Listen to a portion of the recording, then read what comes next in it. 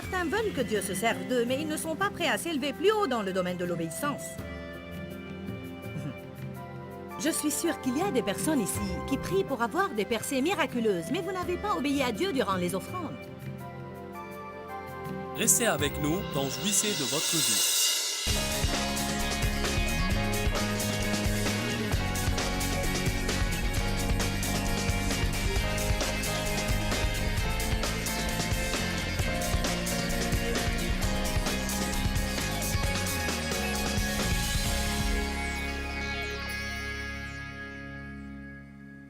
Ecclésiaste 3, verset 1. Il y a une saison pour tout. Et un temps,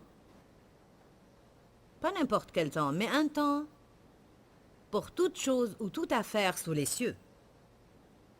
Il y a un temps pour naître et un temps pour mourir, un temps pour planter et un temps pour arracher ce qui a été planté. Un temps pour tuer et un temps pour soigner. Un temps pour démolir et un temps pour construire. Un temps pour pleurer et un temps pour rire. Un temps pour se lamenter et un temps pour danser. Un temps pour jeter des pierres et un temps pour en ramasser. Un temps pour embrasser et un temps pour s'en abstenir.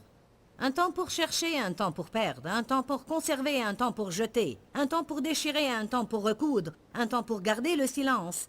Et un temps pour parler. Un temps pour aimer, pour haïr.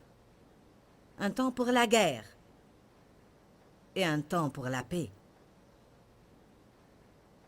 Il y a un temps dans votre vie où il est normal que vous suciez votre doigt ou une tétine, que vous buviez un biberon, que quelqu'un vous attache les lacets et vous donne à manger avec une cuillère. Mais quand cette saison est terminée, il sera très inconvenant et inopportun de continuer à faire ces choses-là. Je crois qu'on passe toute notre vie, d'une manière ou d'une autre, à lâcher quelque chose et à prendre autre chose, à lâcher un niveau et passer à un autre niveau, à laisser une saison et passer à une autre saison. En fait, on va parler aujourd'hui de 4 saisons. Je vais mentionner 5, mais on va parler en détail de 4. La saison du labour, la saison de la plantation des graines, l'attente, le désherbage, la récolte et l'émondage. Je ne vais pas beaucoup parler de la saison de l'émondage, bien que ce soit très important d'en parler. Mais en fait, l'émondage fait partie de ce qui se passe même après le temps de la récolte. En d'autres termes, même après avoir fait la récolte, il y aura des moments où Dieu viendra pour vous tailler pour votre croissance future. Vous ne pouvez pas tailler sans avoir fait la récolte, parce qu'il n'y aura rien à tailler. Amen. Il est écrit dans Jean 15, « Si vous ne portez pas de fruits, vous serez taillés pour que vous portiez des fruits. Et si vous portez des fruits, vous serez taillés pour que vous portiez des fruits plus excellents et plus riches. » Finalement, vous serez taillés que vous portiez des fruits ou non.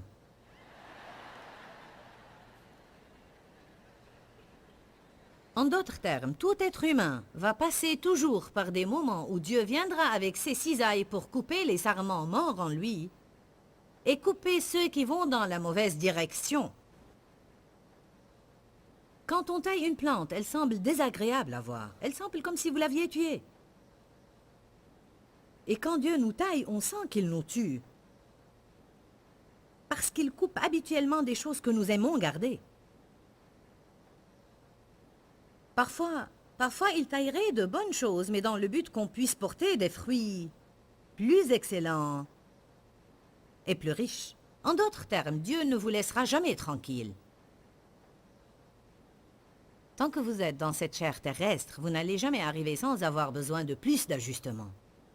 Bien, en ce qui concerne les saisons de notre vie, on pourrait être dans différentes saisons, dans différents domaines en même temps. En d'autres termes, je pourrais passer par une saison de labour dans un certain domaine de ma vie et dans une saison de récolte dans un autre. Je pourrais être en train de récolter dans mon ministère alors que Dieu est en train de labourer quelque chose dans mon mariage. Ou je pourrais passer par un moment de plantation dans un certain domaine de ma vie, et pendant que je sème des graines dans ce domaine-là, sachant que la plantation des graines est équivalente à obéir à Dieu, et pourtant en même temps et en d'autres domaines, je pourrais passer par une saison d'attente dans laquelle le Seigneur ne me demande que d'arracher les mauvaises herbes seulement, ou me débarrasser de tout ce qui est mauvais, pour que les graines puissent grandir.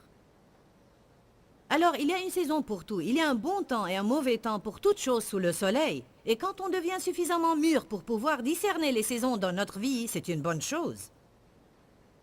On aime la récolte. Mais vous n'allez jamais récolter sans labourer, planter, attendre et désherber. Se précipiter pour passer d'une saison à l'autre cause des problèmes. Depuis quelques années dans notre État, Missouri, il faisait bon tout l'hiver. On a tous pensé que c'était super, béni soit le Seigneur, pas d'hiver. Alléluia. On croyait que c'était super, jusqu'à ce qu'on a découvert qu'il ne faisait pas suffisamment froid pour tuer tous les insectes. Certains essayent de garder le confort et la chaleur tout le temps dans leur vie, mais le problème est que les bestioles ne seront jamais tuées. Bien, 20% d'entre vous savent de quoi je parle. Alors, nous avions des coccinelles dans toute la région, et je suis sûre qu'on en avait des milliers dans notre maison. En réalité, elles étaient partout. Nous avons besoin des changements de saison. Mais pourtant, elles nous effrayent. Et nous leur résistons. Prenez la Cantique des Cantiques, chapitre 2. Cantique des Cantiques 2, 11.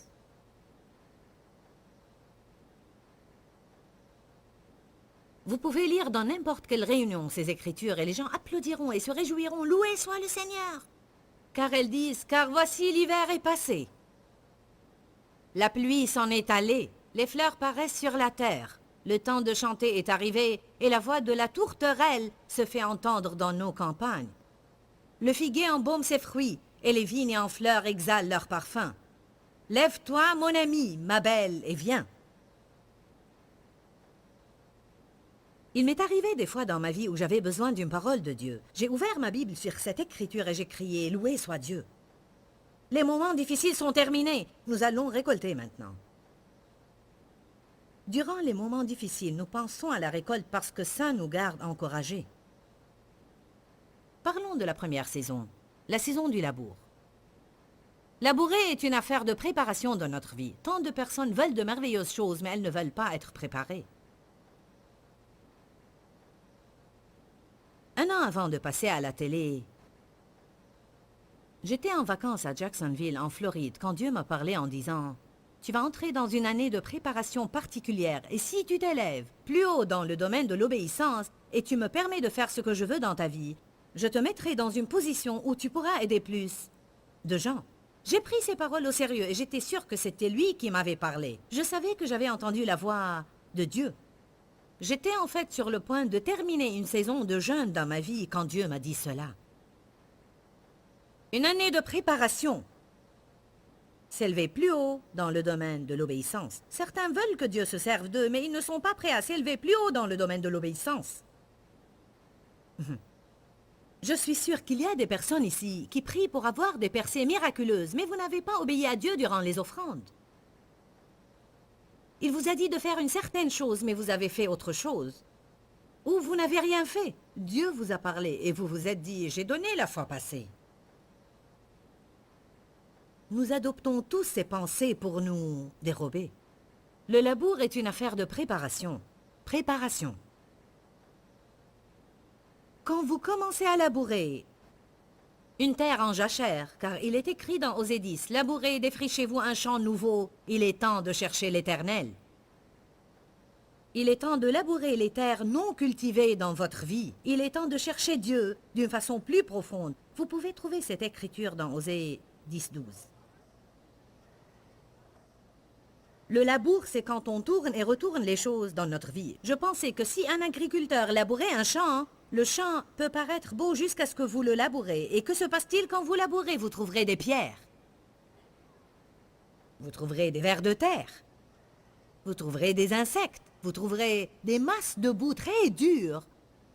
De la terre endurcie. Et si vous essayez de planter sans les enlever, dès que les racines des plantes s'approfondissent dans la terre et atteignent les pierres, elles mourront. Quand les racines s'approfondissent et atteignent la boue dure, elles mourront.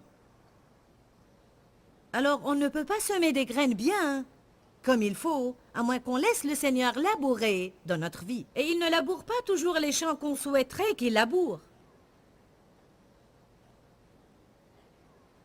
Une terre en jachère dans notre vie équivaut au domaine qui était dormant, qui était intact parce qu'on n'a pas permis à Dieu d'y toucher. Alors aucun changement n'y a eu lieu.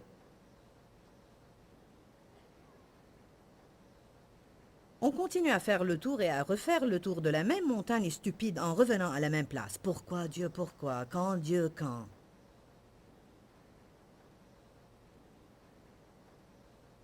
Le labour fait tourner dans notre vie les choses qu'on préférerait ne pas toucher. On les enterre et on continue notre chemin. Il y a tant de personnes qui ont enterré beaucoup de choses. Un péché caché, des choses du passé desquelles on s'enfuit et qu'on ne veut pas confronter, des attitudes qu'on couvre et pour lesquelles on cherche toujours des prétextes. À chaque fois qu'on cherche un prétexte, c'est qu'il y a quelque chose qu'on ne veut pas confronter. Je sais que mon attitude est mauvaise, mais je ne suis pas bien. Alors vous ne confrontez pas ce que Dieu veut.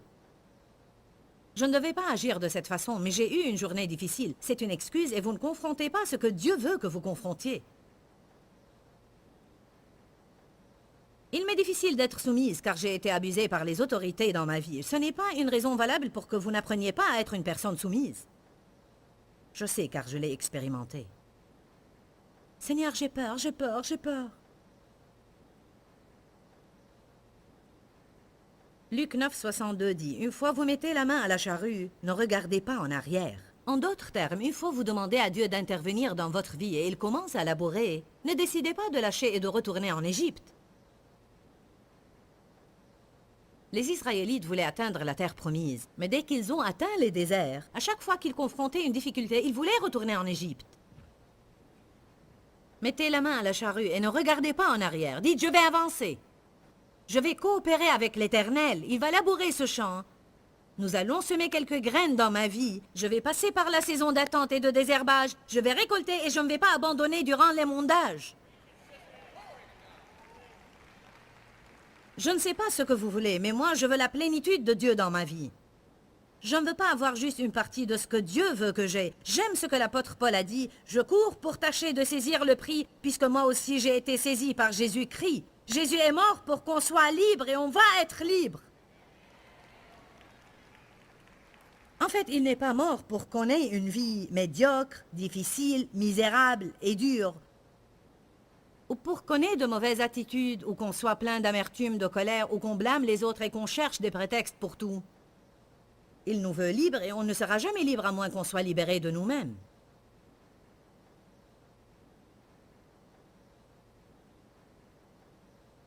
Le temps de labour est le temps durant lequel je ne veux pas appliquer la parole de Dieu, mais je l'applique quand même. Le temps de labour est le temps durant lequel mes sentiments ne me soutiennent pas. Le temps de labour est le temps durant lequel je fais ce qui est juste, mais je ne l'expérimente pas dans ma vie.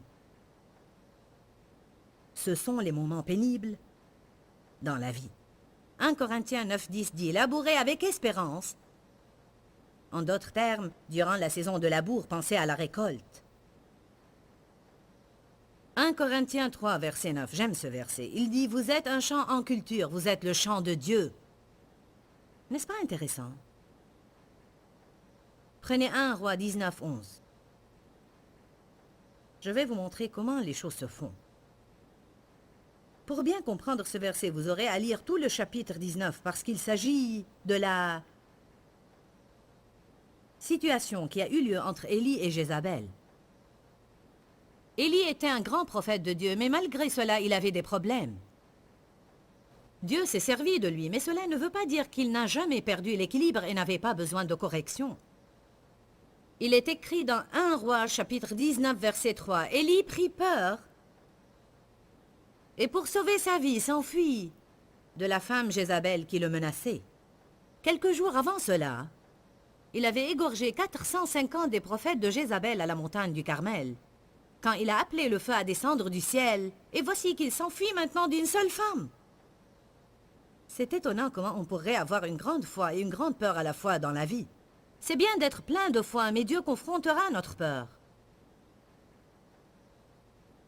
Puis il est écrit dans le verset 4, « Puis il alla dans le désert, où après une journée de marche, il s'assit sous un genêt et demanda la mort. » Il avait une mauvaise journée. Il était déprimé et confronté en fait à un esprit de suicide. « Seigneur, je ne veux plus vivre.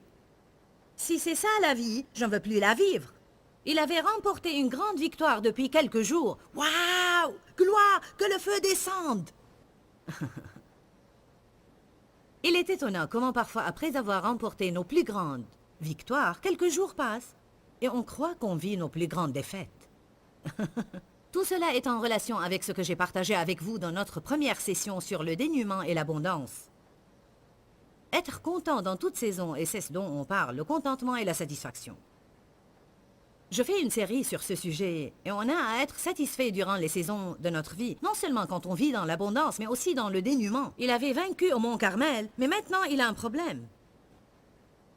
Il a déprimé, et il a voulu mourir et se débarrasser de son serviteur. Puis un ange est venu le servir. Je remercie Dieu pour ses anges. Et là, il entra dans la caverne et il y passa la nuit. Et voici la parole de Dieu lui fut adressée en ces mots. « Que fais-tu ici, Élie » Dieu vous a-t-il jamais dit cela?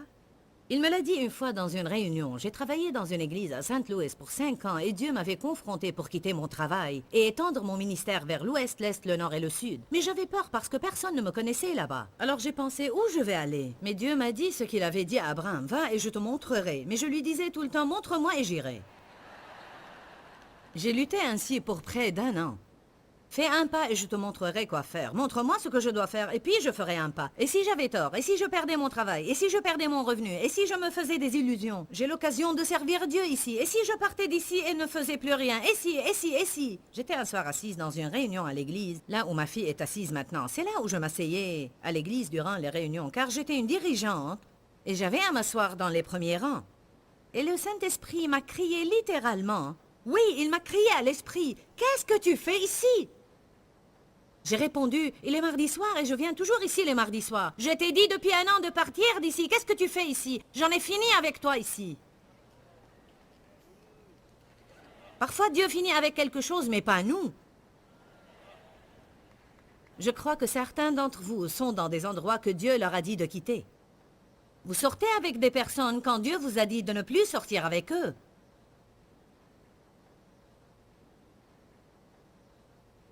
Vous continuez à aller à des endroits quand Dieu vous a dit de ne plus y aller. Vous continuez à regarder des choses à la télé quand Dieu vous a dit de ne plus les regarder. Vous ne voulez pas que je parle de cela.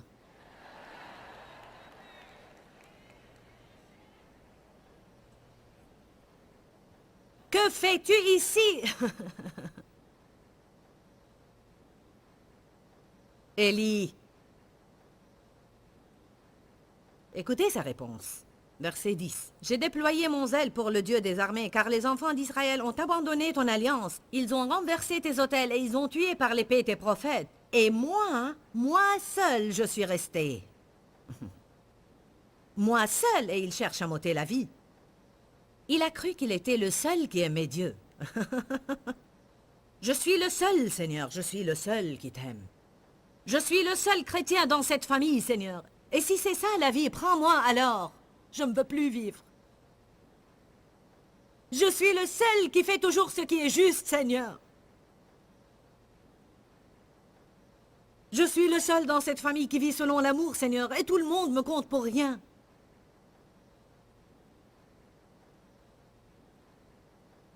Mais après, dans 1 Roi chapitre 19, regardez avec moi le verset 18. Dieu a dit, « Mais je laisserai 7000 hommes en Israël, tous ceux qui n'ont point fléchi les genoux devant Baal et dont la bouche ne l'a point baisé. » Élie, tu crois que tu es le seul qui m'aime, mais laisse-moi te dire quelque chose. J'ai épargné 7000 hommes que j'ai gardés pour moi-même. Alors ne pense pas le plus grand bien de toi-même. Continuons à lire car je trouve que c'est intéressant. Verset 11. Je suis resté, moi seul. Il avait peur, il était déprimé et il voulait se suicider. Personne ne t'aime que moi, Seigneur. Et Dieu disait, il faut qu'on laboure un peu ici. L'Éternel dit, sors et tiens-toi dans la montagne devant l'Éternel. Et voici l'Éternel passa. Et devant l'Éternel, il y eut un vent fort et violent qui déchirait les montagnes et brisait les rochers. C'est impressionnant. On a besoin dans notre vie d'être brisé. Personnellement, je lis beaucoup de livres sur ce sujet. Beaucoup de personnes n'aiment pas ce sujet parce qu'en réalité, il a l'air pénible. Mais il faut que la chair soit brisée. Il faut que l'entêtement soit brisé. Il faut que l'égoïsme soit brisé. On ne lâche pas toutes ces choses volontiers. Il faut qu'elles soient brisées. Amen. Il se préparait pour entendre Dieu, mais pas avant que certaines choses aient lieu. Il est écrit d'abord, il y eut un vent fort et violent qui brisait les rochers, mais l'Éternel n'était pas dans le vent. Vous savez, tout ce qui se passe dans notre vie n'est pas nécessairement de Dieu. Il n'est pas de lui, mais il s'en sert.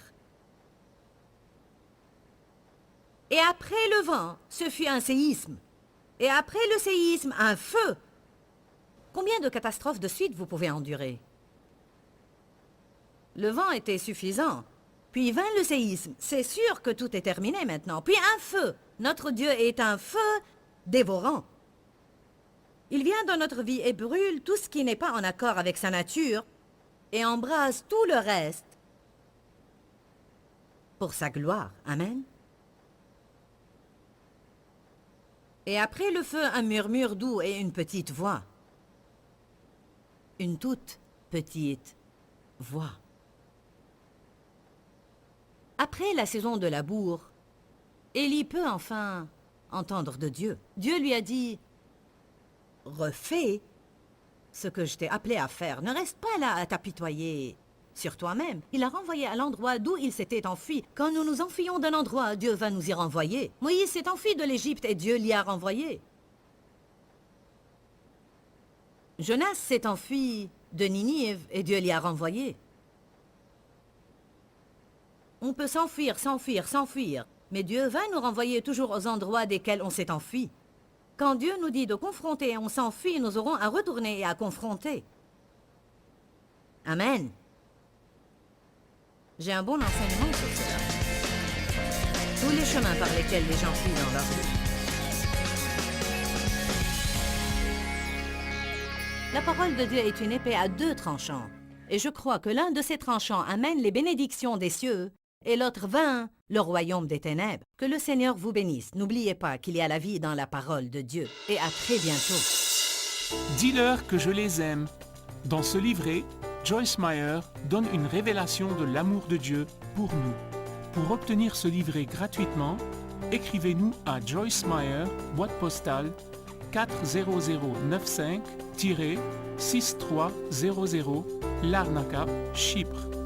Ou bien visitez notre site web www.joycemeyerme.org/fr.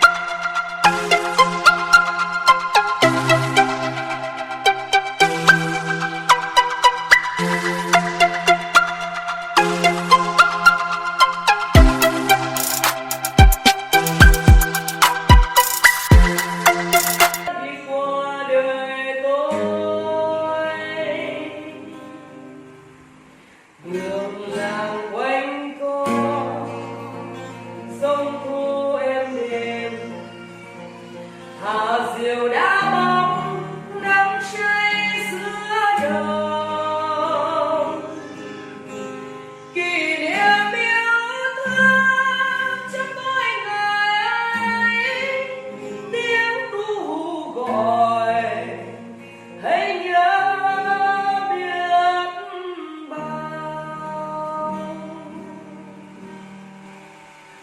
tôi xa quê